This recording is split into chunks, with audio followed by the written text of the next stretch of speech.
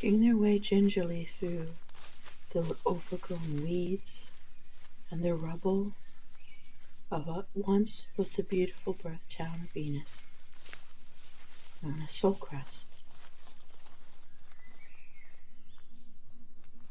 The friends, forged in battle, scanning the roofless houses and broken buildings that stood huddled in ruin. The place was deserted and silent, and from the right comes a mercenary, known as Venus Callida, finely made and young, wearing leather and plate armor, slashed and tarnished, but still secure. She was walking her way down the sunken street.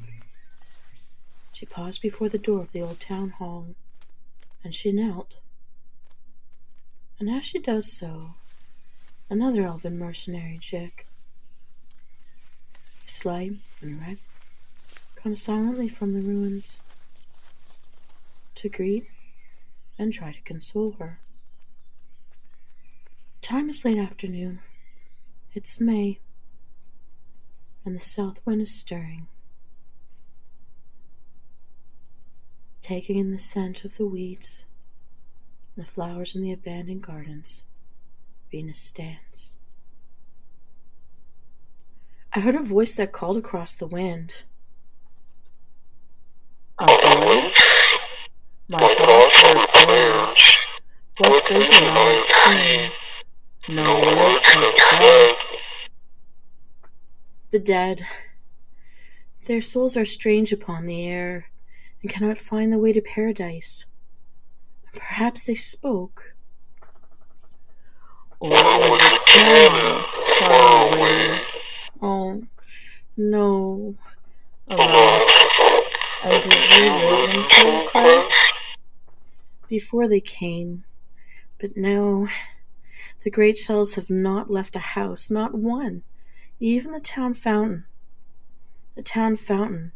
where echoes of laughter, splashing, and gossip once abound, is now broken to the ground.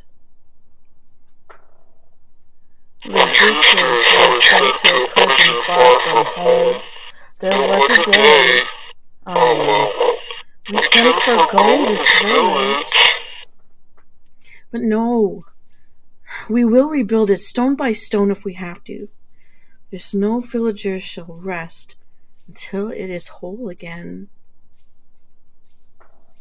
There's better work to do for the survivors of the ravine than rebuild a village for the dead.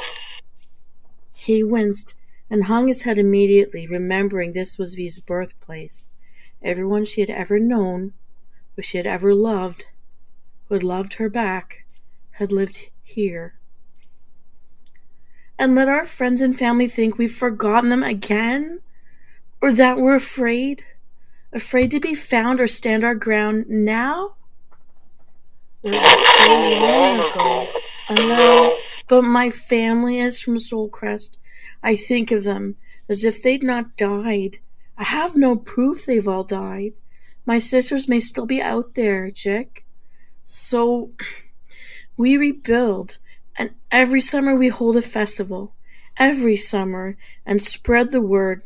Even if we can't populate this place year-round, every summer we've got to come back here. They need to hear about a festival in a town where they were born, where they lived. Anywho here, surviving villagers, survivors from our neighboring towns that we traded with, hearing that this place is alive and thriving again, even just for the summers.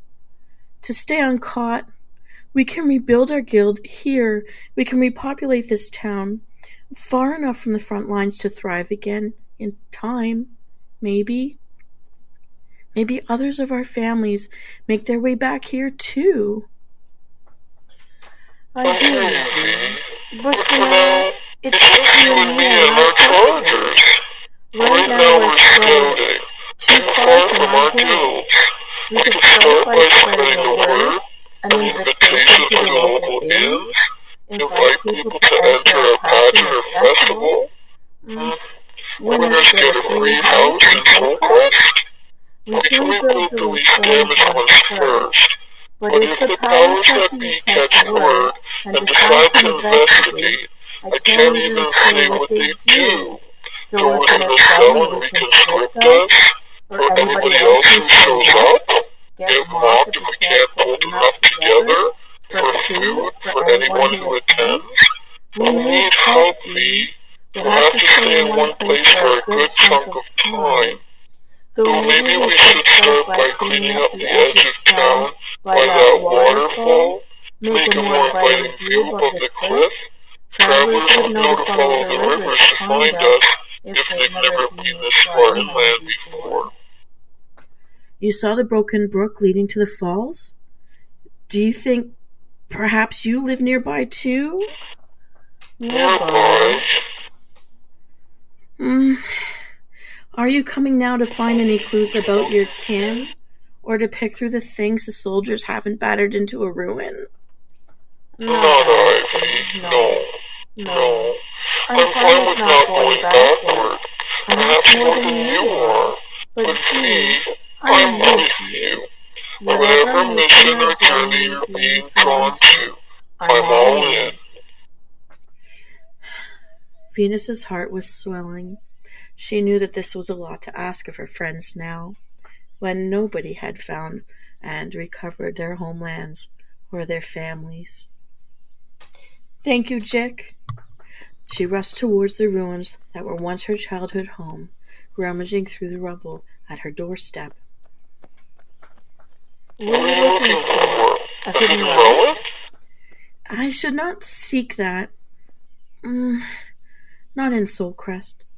The one I wore so many years for luck, about my throat, I gave it to my little sister before they took me away. If it's not here, maybe that's a good thing.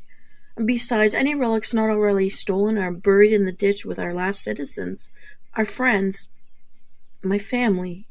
So, fake a festival and hope everyone brings their own everything they'll need. Oh, man. Oh, this is a long shot.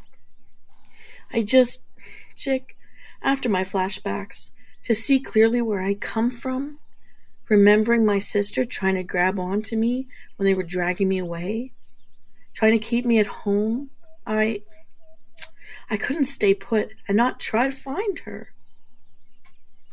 And so, you came out here? I came to see, just in case. Trudging all the way back through blood, skulls, and mire? To pray for a reunion, Jick. That's anyone still alive will come back. They say that the souls can hear us. You know, when we get disembodied and our spirits are flying around, when we get close enough to other living beings, we can hear them. You know that. I know that. I'm hoping whatever people pray to will hear me too, and maybe through dreams or flashbacks or deja vus, however that power works, that the message will be heard.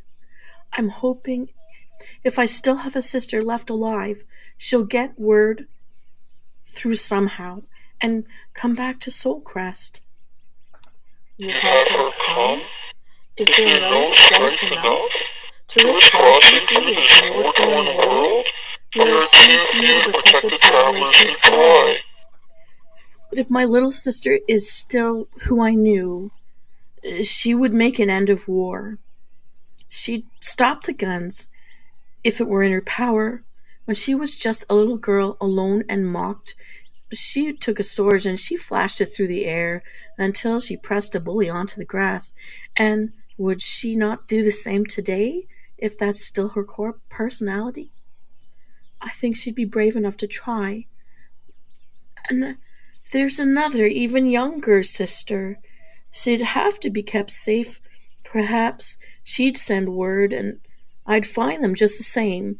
And bonus, to leave this place alive, populated with just anybody who's still out there and needs a home, it would be easier for me to leave this place by choice if our language here was alive and our names were heard in the air again, where we laughed and hugged each other and loved each other, if our culture could somehow be revived In this place where I was born, where everything was beautiful before the war.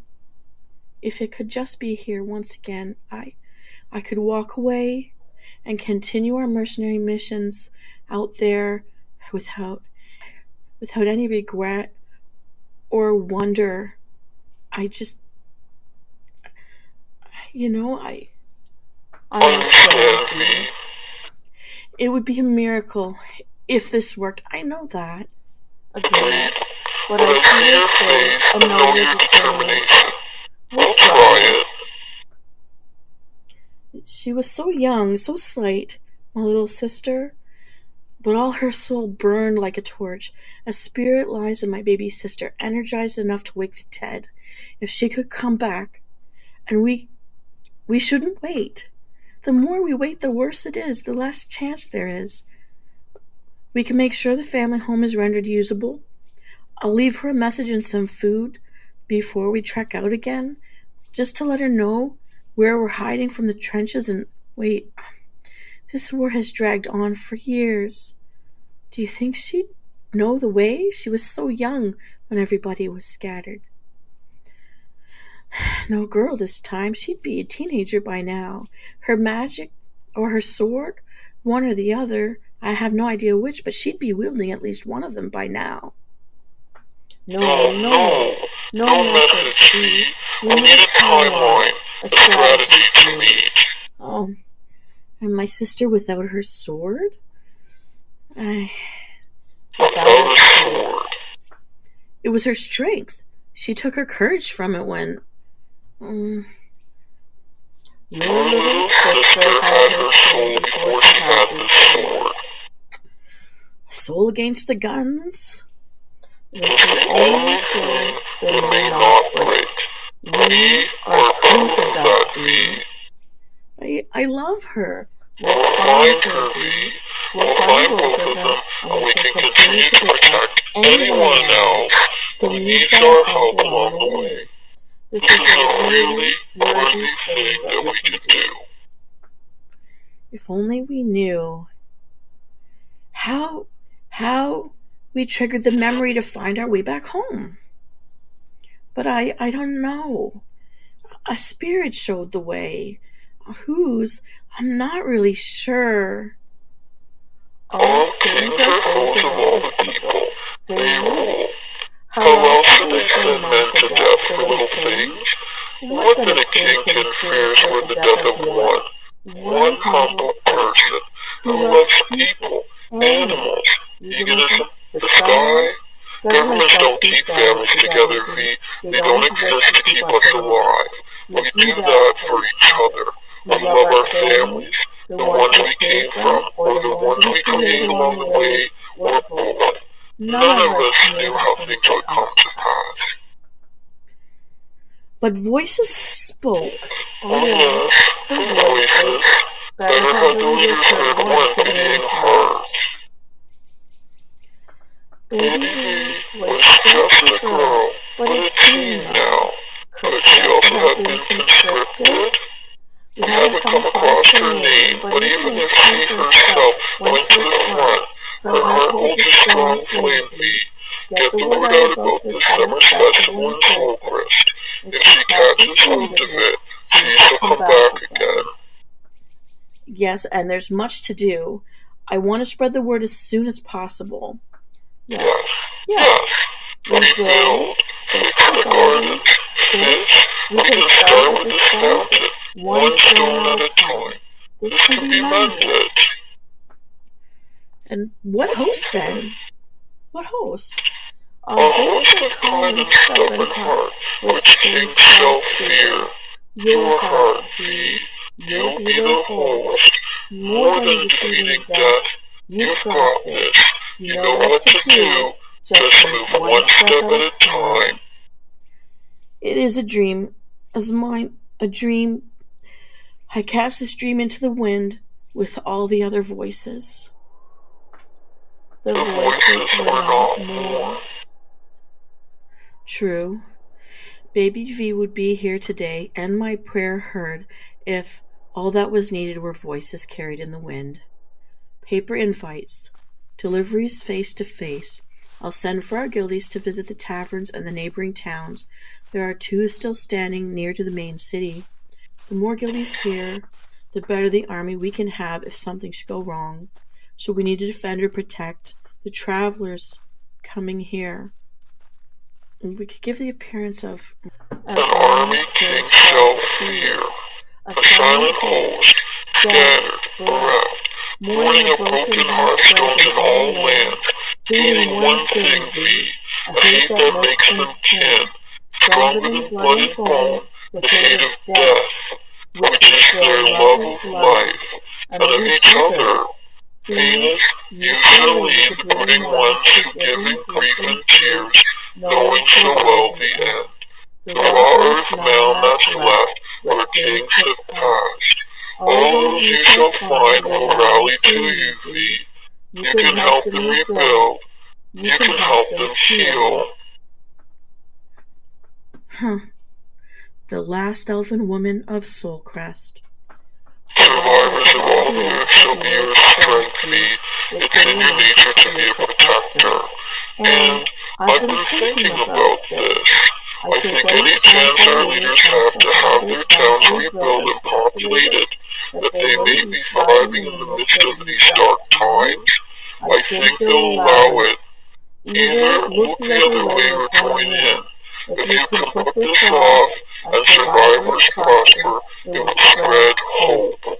However small the party, the more of us populating just outside their walls give them, selfishly, a living shield, a buffer, in case the enemy ever breaks into deeper into our territory again.